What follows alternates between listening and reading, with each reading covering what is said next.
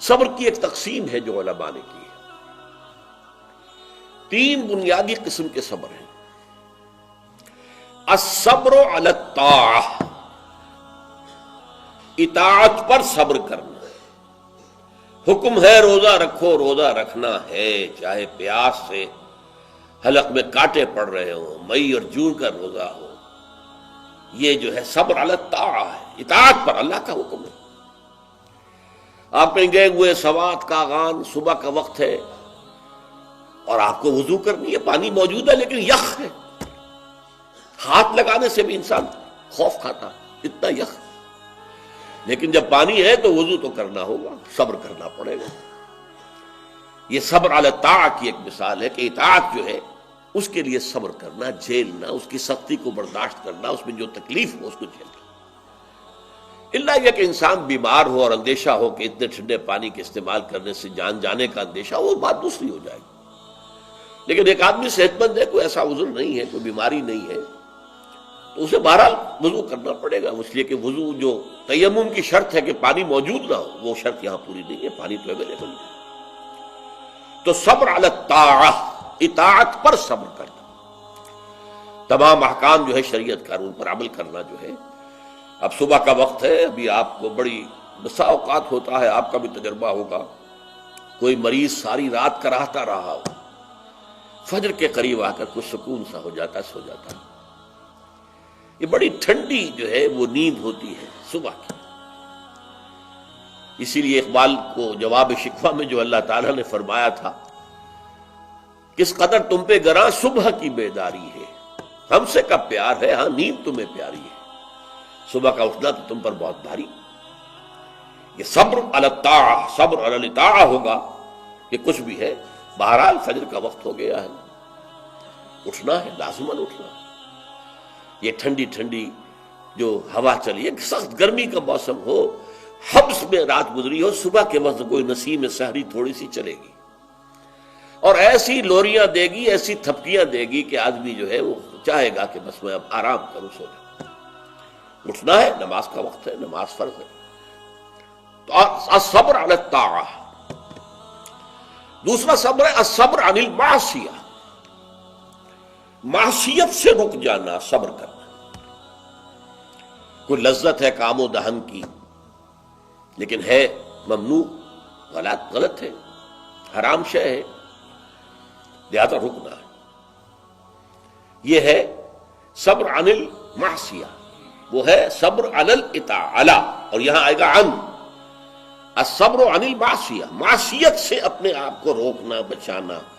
Temptations کتنی بھی ہوں، کتنا بھی جو ہے اس کے لیے آپ کے نفس کی طرف سے تقاضا ہو رہا ہو، کتنا ہی اندر سے وہ جذبہ ابھر رہا ہو، روکنا، تھامنا، بند لگا دینا آگے. یہ صبر. تیسرا صبر ہے صبر علی البلاء یا صبر علی الایذاء، آزمائش پر صبر کرنا اور ایذا پر صبر کرنا. اور صبر عن التبع، یہ صبر علی البلاء جو ہے، اللہ تعالیٰ جو امتحان لیتا ہے انسان کا، ابتلاء، آزمائش. اللہ کی راہ میں جہاد کرنے میں ابتلاء آ رہا، آزمائش آ رہی ہے، جان دینا پڑے گی، مال دینا ہے. یا اور اسی طرح سے اللہ کی طرف سے آزمائش آ گئی ہے، آپ پر کوئی مصیبت آ گئی ہے، آیا اس میں آپ صابر رہتے ہیں یا اول فول بکنا شروع کر دیتے ہیں اللہ کے خلاف؟ اجی ہمارے ساتھ تو اللہ نے کبھی کوئی خیر کیا ہی نہیں، سب بھول گئے جو بھی اللہ تعالیٰ نے پہلے احسان کیے تھے، کیونکہ ایک آزمائش آ گئی. تو صبر علی البلاء. اب اس کے 2 حصے ہیں جو میں نے بیان کیے. ایک ہے صبر علی الایذاء،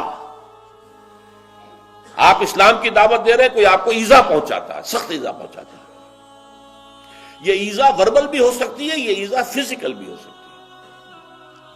وربل ایذا، پاگل ہو گیا، تمہارا دماغ خراب ہو گیا، تمہاری عقل الٹی ہو گئی، اوندھی ہو گئی،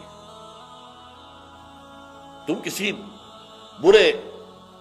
کوئی بری جو روح ہے اس کے زیر اثر آ گیا، کوئی جن تمہارے اوپر قابض آ گیا، شیطان. یہ کیا ہو رہا ہے؟ وربل ایذا، زبان سے سکھایا جا رہا ہے. اور ایک یہ کہ مارا جائے، پیٹا جائے، جیل میں رکھ دیا جائے، بھوکا رکھا جائے، ایذا پہنچائی جائے۔ اور ایک اسی کا مرحلہ آتا ہے ذرا بعد میں، جب وہ غلط معاشرہ اچھی طرح ٹھوک بجا کر دیکھ لیتا ہے کہ یہ ایذا سے تو یہ باز نہیں آئے، اپنی بات سے جمے ہوئے ہیں، ٹکے ہوئے ہیں، ڈٹے ہوئے ہیں، تو پھر کچھ لالچ دیا جاتا ہے، دیکھو ہم تمہیں اپنا بادشاہ بنا لیں گے، تم یہ بات چھوڑ دو، دیکھو ہم تمہیں قریش کی جس عورت کی طرف اشارہ کر دو جس کا حسن تمہیں اچھا لگے، ہم اس سے شادی کر دیں گے تمہاری، تمہیں جتنا مال و دولت چاہیے تمہارے قدموں میں ڈال دیں گے، تمہارے بتوں کو برا رکھو۔ یہ نہ کہو یہ بات نہیں، اب یہ طمع ہے، ٹیمپٹیشن کے مقابلے میں رکنا ایذا کے مقابلے میں رکنے سے زیادہ مشکل ہے، جس کی ایک بہت بڑی مثال جو ہے امام احمد ابن حنبل کی زندگی میں ہے کہ جب مسئلہ خلق قرآن پر جب انہیں جیل میں ڈالا گیا، مارے ماری گئیں، الفاظ یہ آتے ہیں تاریخ میں کہ انہیں وہ مار ماری گئی کہ اگر ہاتھی کو بھی وہ مار ماری جاتی تو چنگھاڑ اٹھتا، لیکن ان کے آنکھوں میں کبھی آنسو نہیں آئے، برداشت کیا۔ پھر زمانہ بدل گیا، اب خلیفہ کوئی اور ہو گئے، اور ان کا اپنا موقف وہی تھا جو امام احمد ابن حنبل کا ہے، تو اب دارالخلافہ سے، ایوان خلافت سے ایک ایلچی آیا ہے اشرفیوں کی تھیلیاں لے کر کہ یہ خلیفہ نے آپ کو بھیجی۔ اس پر حضرت امام احمد بن حنبل رو پڑے، اے اللہ میں اس آزمائش کا اہل نہیں، یہ آزمائش سختر ہے اس مار سے کہ مجھے جیل کے اندر پڑ رہی تھی، اس سے رکنا بہت مشکل ہے۔ تو میں نے یہ صبر کی قسمیں آپ کو گنوا دی، صبر علی الطاعہ، صبر عن المعصیہ، نمبر 3 صبر علی البلاء، علی الابتلاء، اس کی 2 قسمیں، صبر علی الایذاء، اس کی 2 قسمیں، زبانی کلامی وربل یا فزیکل جسمانی طور پر تکلیف پہنچا کر، اور پھر صبر عن الطمع، ٹیمپٹیشنز کے مقابلے میں اپنے آپ کو روکے رکھنا۔ یہ صبر کی قسمیں ہیں۔